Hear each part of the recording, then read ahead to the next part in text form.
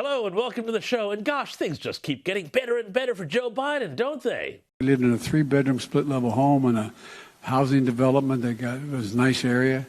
That was when they were developing suburbia with 4 kids and a grandpa living with us. I look back on it and wonder how thin those walls were for my mom and dad, but at any rate.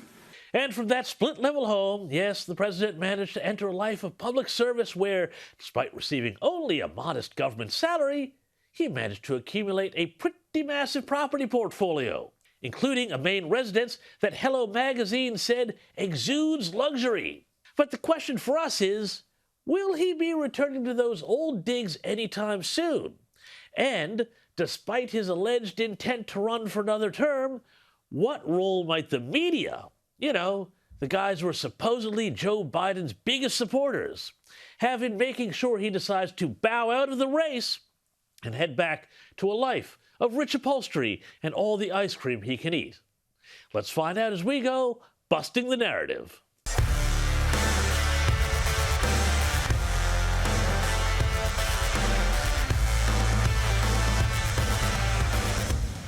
Now, it doesn't require a medical degree to realize that Joe Biden is a man in decline.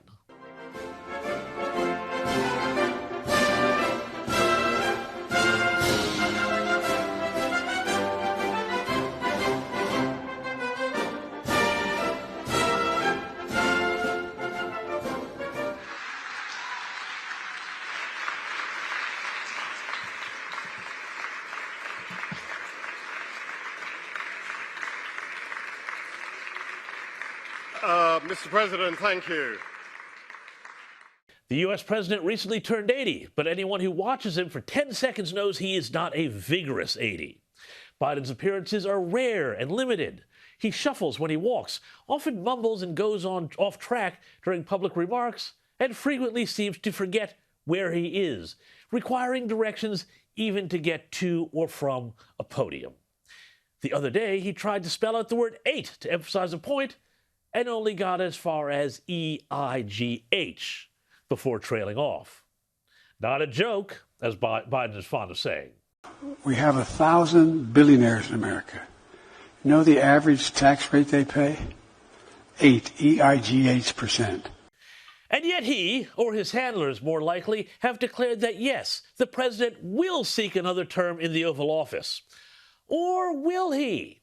I mean, yeah, sure, it is a lot harder to tap someone on the shoulder in the American system than it is in a Westminster democracy, but what started out as quiet whispers among Democrats in Washington are now turning into increasingly open mutiny calls in some quarters where they are terrified of the idea of Biden having to go run an actual campaign with grueling schedules and spontaneous encounters with voters and the press, especially if he's going up against someone like Donald Trump, though also the far more youthful Florida Governor Ron DeSantis also has them worried. Now look, Capitol Hill trade paper The Hill has reported that Democrats have a, quote, sinking feeling about what's coming next November.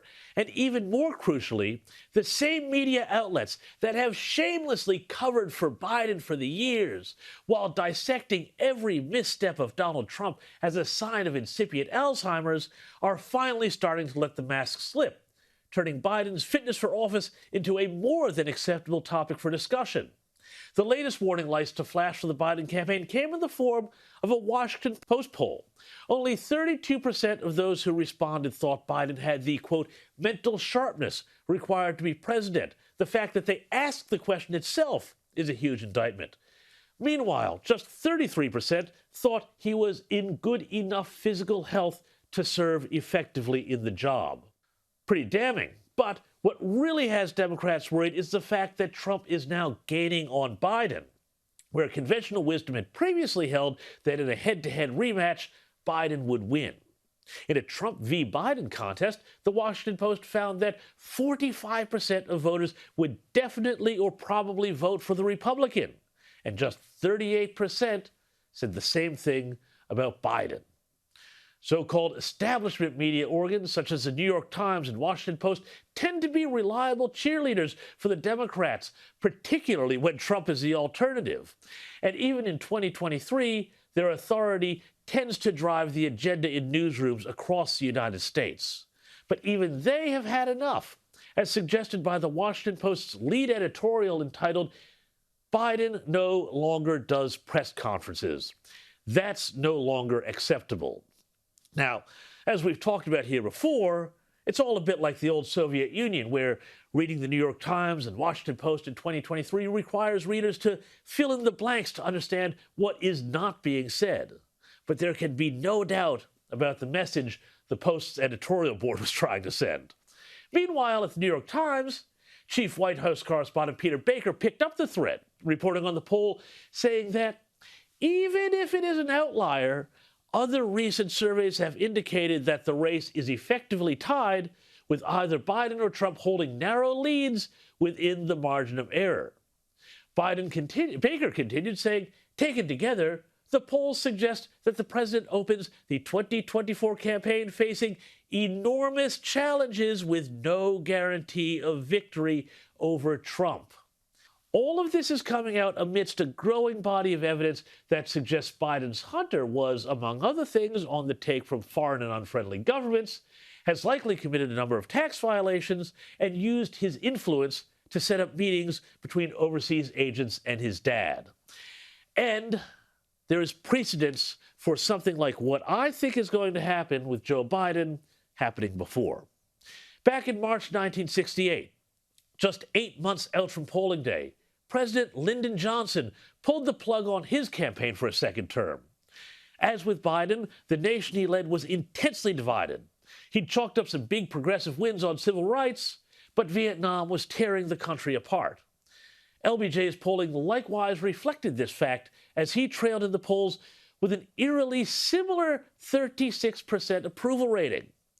Historians relate that Johnson, when he made his announcement, wasn't even sure if he was going to say the words as he prepared for the broadcast to begin. One suspects that, sadly, Biden won't know what words he's going to say if he announces he's pulling out, but for very different reasons. Thanks for watching. I'm James Morrow, and to support this channel, please like, share, and subscribe below, and I'll see you next week for more Busting the Narrative. Bye-bye.